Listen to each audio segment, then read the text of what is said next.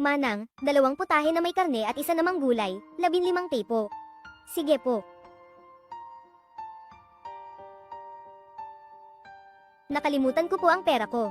Ay, Manang, ayos lang po. Uwi na lang po ninyo at kainin. Babayaran ko na lang po sa susunod. Ganoon na nga.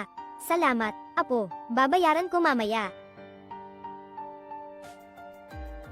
Ang talino naman. Sino kaya ang niloloko nito? Ate, 20 yuan lahat-lahat, mag-transfer ka na lang. Naubos na ang baterya ng telepono ko. Ate, may pera ka bang dala? Wala po akong dalang pera paglabas ko. Paano na ito? Hinihintay pa naman ako ni Papa para kumain. Ah, sige, okay lang. Kain ka na muna, babayaran mo na lang mamaya. Salamat po, ate.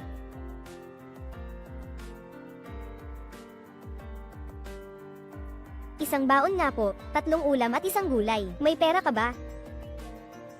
Sino ba ang inaakala mong hinahamak mo? Ay, hindi ko po ibig sabihin iyon. Naubusan na po ng baterya ang cellphone ko, kaya hindi ko maskan ang QR code. Ang gusto ko lang po malaman ay kung may cash ka. May cash ako, bilisan mo na, balutin mo na para sa akin. Sige.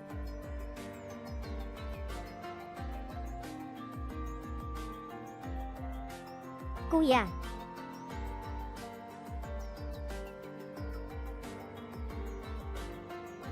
May sukli po ba kayo? Wala po akong panukli. Wala nga akong sukli. Ate, may sukli po ba kayo? Wala pa po akong nabebenta ngayong umaga. Wala nga po akong sukli.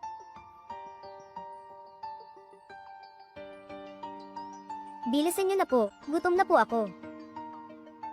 Sige na, kuya, dalhin mo na lang at kumain ka muna. Mamaya mo na lang ako bayaran. Salamat po.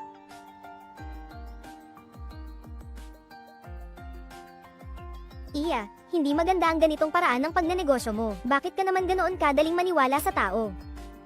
Pero dapat may tiwala sa isa't isa, ate. Magsisisi ka rin balang araw.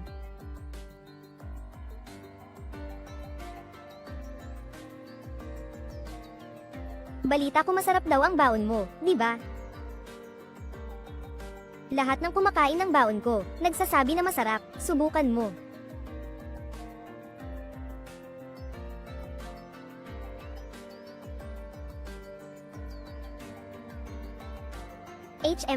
Masarap nga, kukunin ko na lahat. Lahat na. Oo nga pala, maraming tao sa construction site namin, dadalhin ko to para sa kanila, sige. I-scan mo na lang. May pera ka ba? Pera. Meron ka ba? Wala. Wala akong dala. Nalawbat na ang phone ko. Hindi ko ma-scan. Sige, tingnan mo sa sasakyan mo. Sige po, boss. Sandali lang po.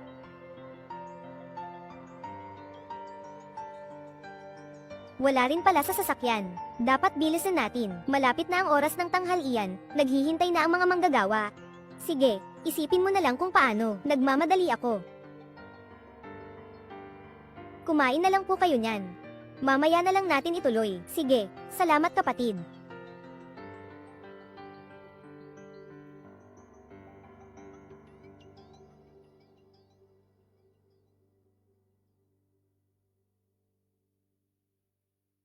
Kapatid, hindi dapat ganyan ang pagnenegosyo. Ganyan ka, mawawalan ka rin ng puhunan at malulugi ka. Ako, kahit wala pa akong nabenta, at least nandito pa ang mga paninda ko. Ikaw naman, nawalan ka pa ng pera at ng reputasyon. Hindi madali ang maging mabuting tao. Naniniwala ako na mas marami pa rin ang mabubuting tao sa mundo.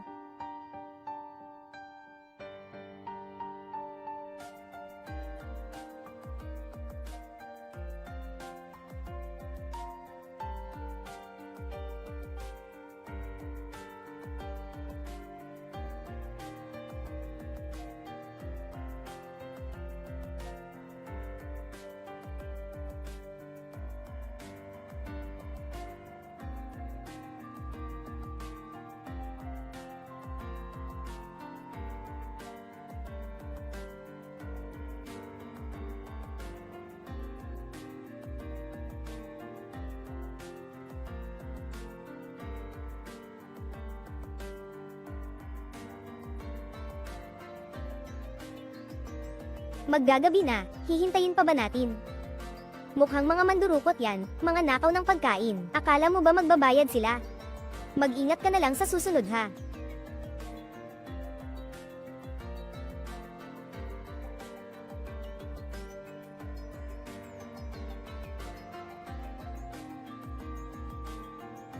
Aling?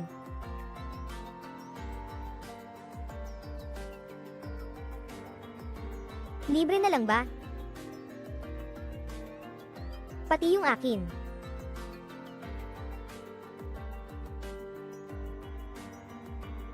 Hindi pa rin ako nakakapagbayad. Ito po ang utang ninyo, may kasama pang power bank.